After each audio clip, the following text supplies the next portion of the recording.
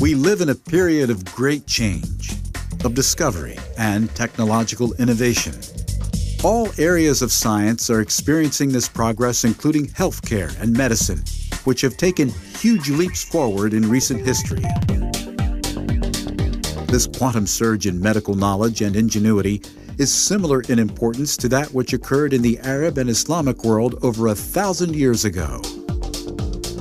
It was a storm of knowledge and enlightenment that still echoes in the halls of hospitals and clinics today.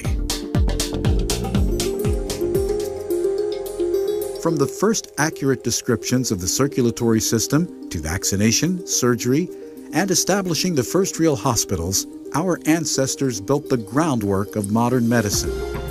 The scientists of that age were often prominent in a number of subject areas. Abu Bakr al-Razi, known more popularly as al-Razi, was a shining example of this. He lived around the turn of the 9th and 10th century AD and made fundamental and lasting contributions to the field of medicine, chemistry, music, and philosophy, which is documented in over 200 books and articles, and made many discoveries in medicine through his own observations and experiments.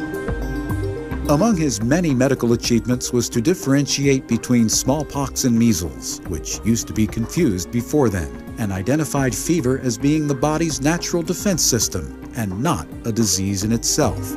Possibly his most famous work is the extensive medical encyclopedia in 9 volumes called Al-Hawi.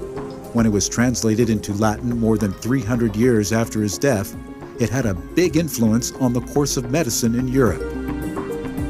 Of equal, if not of greater influence in Western Europe, was the comprehensive work of Ibn Sina, The Canon of Medicine, which was translated into Latin and used as a textbook in several universities until the middle of the 17th century.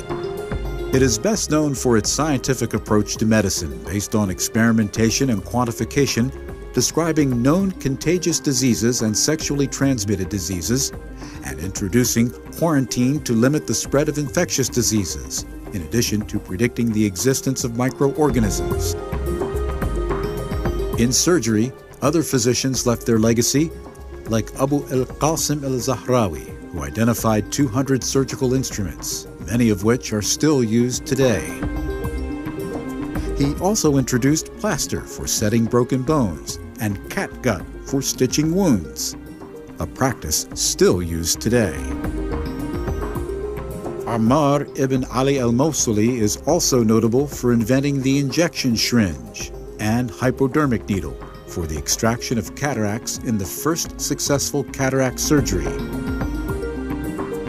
While Ibn Nafis was the first to accurately describe the blood-breathing and circulatory system in a manner comparable to modern medicine. And those were brilliant men of science that still shine bright in the stars of science galaxy.